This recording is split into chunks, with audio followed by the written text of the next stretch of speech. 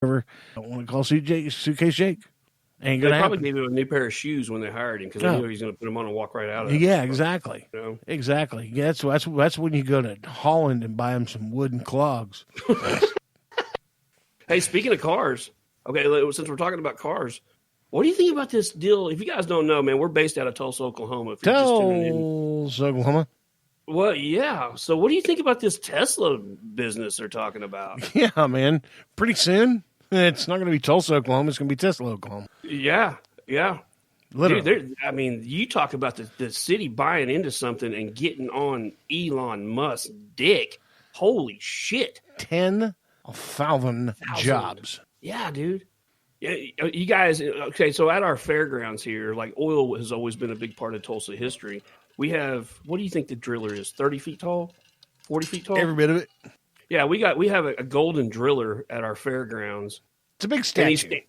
Yeah, huge statue. Well, they, this week, have painted his face to resemble Elon, and they've put a Tesla logo on his chest, and his belt buckle now reads Tesla. They had like a ceremony and unveiled it today. If you guys want to know what we're talking about, just simply get onto Google and just put in Golden Driller Tulsa. You'll see it. You'll see it. It'll pull it up. They have a race every year at that same fairgrounds called the Chili Bowl, which is the race. I'm going to call this, and I'm going to say probably even more important than the Indianapolis 500. And I'll tell you why. It's the only race that they have all year where even though they're little midgets that run around, cars, now, we're talking about cars, not people. We don't have Oompa Loompa down in the track there, but they're not riding midgets around the track. Yeah, they're small race cars, 4-cylinder engines. Now they're V4, they're not straight fours, but and they're driving on dirt. Driving on dirt, and it's called Chili Bowl. But anyways, you get drivers from different disciplines that show up for this race. So we even have a guy, but he's been sponsored by Napa forever. He drag races funny cars. His name's Ron Capps. He's been a drag racer for 25 years. He comes to the Chili Bowl and actually competes fairly decently, and he's a drag racer. And cup drivers are shit. Oh gosh, yeah, we in-house. Kyle Larson, when he's not using the N-word, shows up. Mm-hmm. Yeah. Most of the time wins it. Yeah. Christopher Bell, who's in NASCAR, he's won it several times. Tony Stewart used to drive it. Tony Stewart is the actual guy that runs it now. Mm-hmm. It was Emin still. It's still Emin Han's race. It still belongs to Emin Han. Tony Stewart's been trying to buy this race forever, and Emin Han won't sell it. And word has it that Tony offered him about $25 million for the race, just to own the race. And there's really no assets that you own other than the damn name. I was going to say, that asset list is real short. Yeah, you rent the facility that you have the race in, and you contract with the TV company to come in and film it. Because the county owns that facility. Yeah, it's county-owned facility. So, so just the name, and that's how bad this race is, or how much this race is loved. That you've got one guy out there, Tony Stewart, who's offered to buy it for $25 million and add to his stable of races, because he also owns Eldora Speedway as well, and they have dirt races. They do the Truck Series runs at Eldora once a year on the dirt. That's a great race. Speaking of which, I think NASCAR's running right now. Yeah, it's Wednesday night. Yeah, they were supposed to start at 5 o'clock. That's probably why I fell asleep. I was just waiting for the race to come on because it had been raining there. The nationwide race, or the Xfinity race, got postponed from Tuesday to Thursday. So they're going to run that Thursday, I think at noon. And then I'll be able to watch that one, actually, because I'm going to go to the dentist tomorrow morning about 9:45 and probably not going to be superhuman for the rest of the day. Well, I was getting ready to say, we're probably getting sidetracked on NASCAR because there's probably a lot of people listening to us that don't give two shits about NASCAR, but like we do. Let's talk about this dentist appointment, buddy. Oh God, I know where you're going with this. Yeah, let's talk about what's made you make the decision to make this dentist appointment, because this is a crazy story. Everybody gets a toothache every now and then, right? Can we agree on that?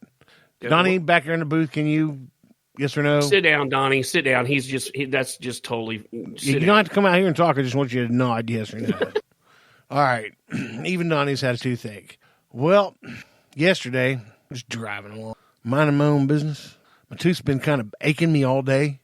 Wasn't super duper bad, but it'd been aching me all day, and start getting a little bit worse and a little bit worse. And man, I take a drink, and that temperature change on that tooth just set it off, and it hurt. Man, so I finally pull over to Walgreens, and I go in and I buy some of that tooth numbing stuff, Orajel, and I go to pretty much liberally apply that crap to that tooth all over the place and let it sit for a few minutes. No big deal.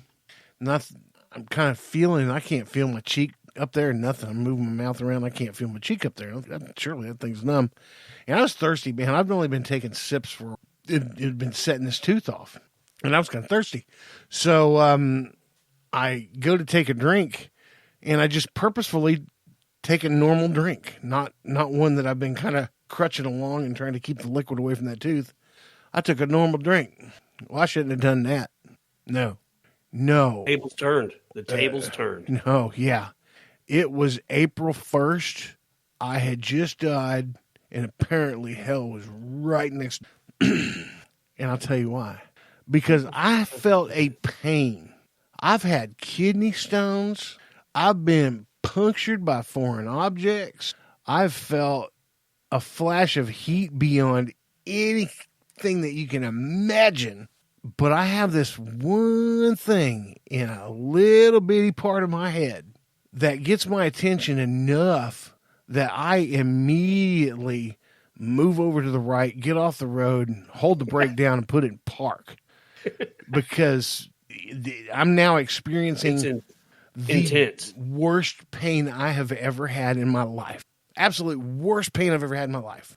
Is your face starting, like that side of your face starting to ache and everything? Oh, God. Yeah.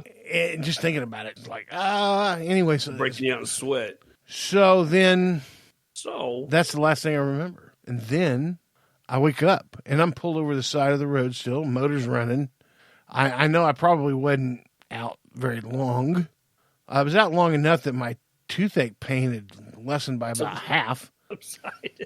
And I realize, you son of a bitch, you stupid son of a bitch, everything you've ever gone through, pain-wise, and sometimes excruciating pain, never have you lost consciousness.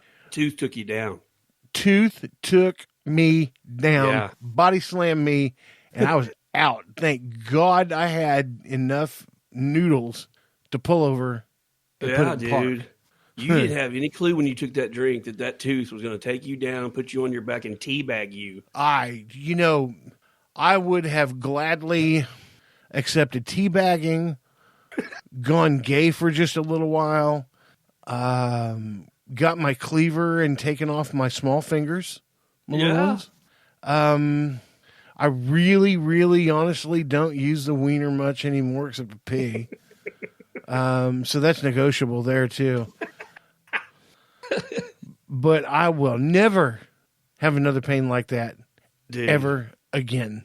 If you guys listen and haven't ever had a pain that it puts you unconscious for a few seconds, I don't know if you've really lived. Like it is a bizarre experience, and it is something you hope you never have happen again. Oh my God! Yeah, it's brutal. Most of you out there can relate. You know, you had a cavity. You become an adult. You have a cavity. It's a little bitty. Okay, I know I got dental insurance, but I'll go in a couple of months. Let me save up some money.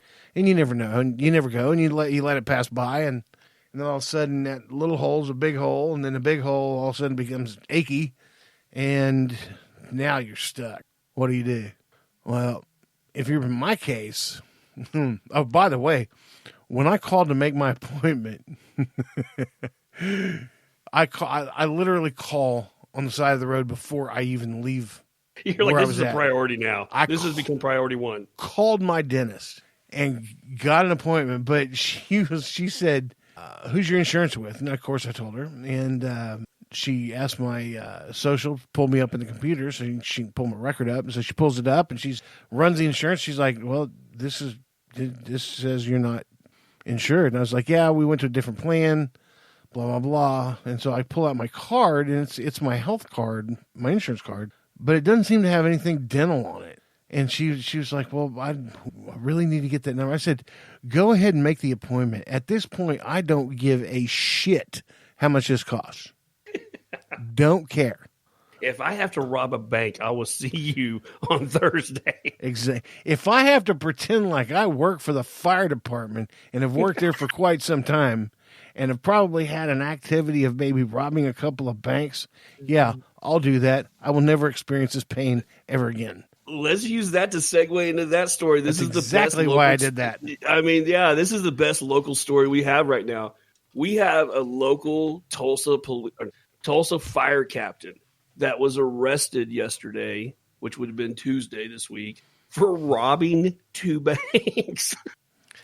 Now, keep in mind, a captain for the Tulsa Fire Department is pulling down some coin. Like, he's doing well. Yeah. A captain. And this captain is also the captain that they love, the local Fox affiliate loves to interview when they're on a scene of a fire in the middle of the night. They love to interview this captain. Yeah. He robbed 2 banks. And a third branch in a neighboring little town, it was also robbed. So I'm fully expecting they're probably going to charge him with that one too. So this breaks out. And of course, I hear from Sarge. Sarge calls me one morning. And Sarge right now is really amped up about the coronavirus. Yes. Like, if you talk to Sarge, you're talking about the goddamn coronavirus. Yes. So I try to keep him sidetracked from that. I said, did you see that story about that fire captain? He's like, man, I don't get that. So we start talking. I said, I really feel like there's a drug or a gambling problem because it doesn't make any sense. Lo and behold, guess who gets the details about it? Sarge. Mama Shiner. Oh, she figured it out. My mom has got a group of girls that she runs. Girls, they're women, all my mother's age. Ladies. They all went to school. One of these girls went to school with my mother since they were like in elementary, like 2nd grade. So they, along the way, I don't even know how. I think my son nicknamed this group of women the McLadies. They went to school. They all graduated from McLean High School in Tulsa. So we called them the McLadies. My mom said that one of the McLadies works at one of the banks that he robbed, and she is his loan officer. Well, apparently, when I saw the security footage of this bank robbery happening, this dude's covered head to toe. There's not anything that you can see that would be identifying on this guy at all. Lo and behold, he was identified because the teller that he robbed, I take that back. I don't know if it was the teller he robbed. A teller, while he performed the robbery, recognized the way that he walks and identified him. So kind of going back to the opening of the show, there's a lesson for you there, kids. If you're going to rob a bank, change your gait. Like, if you don't usually limp, throw a limp in there. Exactly. And, maybe go in there on crutches. I don't know. Hell, take a motorized wheelchair in there. I mean, that would be a safe bet. Holy cow, I just went on a coughing spree. That was a nice little ride there. Remember the one I got at the house when we started filming? Yeah. I went out? Yeah. Yeah, almost exactly like that. You almost went out? I think it did. But you're blinking like you may have for a second. Yeah, that's just from coughing. I do that pretty quickly and easily from coughing, so that doesn't bother me. That day it happened in my house, I started coughing and the edges started closing in. The last thing I heard was Titty screaming, "Shiner, get low, buddy. Get low." Get low. Get low. Hang on a sec. I say we take a break. So let's take a break, and on the other side, we will finish up what we were talking about. We'll be back.